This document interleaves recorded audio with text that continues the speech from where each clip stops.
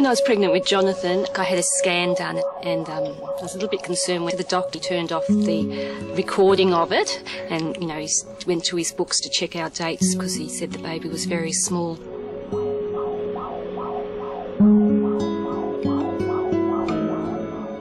So at that point I was transferred over to the Mater Hospital and I had a general anaesthetic, so I was out to it.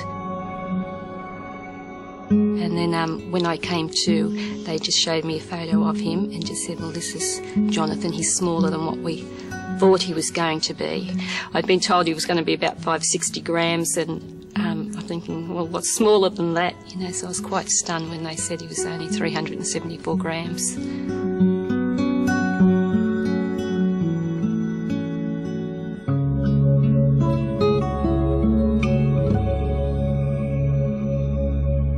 Despite Jonathon's remarkable survival, his long-term health is by no means guaranteed. The reality of the situation is that there is an increased risk of disability in babies that are born preterm. It's essentially normal. The greater the degree of prematurity and the lower the birth weight, the greater the risk of disability.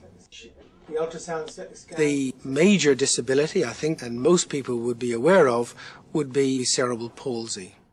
In 1977, 15 years before Jonathon was born, Dr. David Tudorhope was already making a name for himself as an expert in neonatal care. His early work would prove an important factor in Jonathon's long-term survival. In 1977-78, a baby at 1,000 grams and 29 weeks gestation, there really wasn't the data to counsel parents about what the long-term outcome was going to be. It wasn't clear. The focus was on, does this result in increased survival for the newborn infants? There really was very little information as regards the outcome during the first few years of life of babies who survived being in a neonatal intensive care unit. So it was one of my dreams. I often felt that I was a dreamer in those days. I dreamt of having a multidisciplinary growth and development clinic to see how babies who started life like that were going to turn out. Dr. Tudorhope wanted to track the long-term progress of premature babies born at the Mater. This information would help identify the most effective treatment for similar children, giving them their best shot at life. We were amongst the pioneers. There weren't many such clinics in the world. I was fortunate to have a dedicated, skilled, multidisciplinary team. Speech therapists, social workers, physiotherapists, a psychologist. It was very exciting. You knew that so much could be achieved. And where was that baby born? Intensive care. Oh, really? Yeah, you were her doctor. Yeah, I thought your face looked familiar. We had the Silver Jubilee a couple of years ago. It gives you a great thrill to see tiny babies survive. It gives you even a greater thrill to be able to follow them and seeing them get the right therapy for the particular child at the right time. The clinic and the research output is exceptional in international terms. And indeed, the research that we've carried out has been cited in publications of other researchers.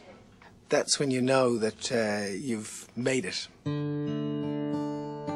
The research conducted by the Mater's Growth and Development Clinic has contributed to the long-term survival of countless premature babies.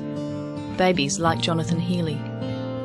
Dr. Tudorhope actually came up I think it was Sunday or Monday after he was born, and he said there's a handful in the world his size that have survived, and he said there's really no reason at this point why he can't be another one of them.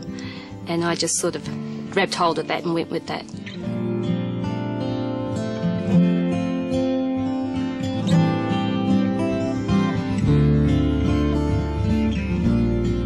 Oh, he started walking when he was about 18 months old, so that wasn't too bad. Yeah, skinny little legs, but they got him around. And then about 3. 2.5. 2.5. Yeah. Put him into the dance classes, Oh, and he's been there ever since. I've been doing jazz for 9 years. I've done tap for 6 or 7 years. I'm doing drama, contemporary, musical theatre. Song and dance man. I I knew that that he was in the best hands. The decisions they made for Jonathon were the right ones, you know, and I had every confidence in them. I think that's what really helped me get through, is that I knew that what they said and what they did for Jonathon would be the right thing.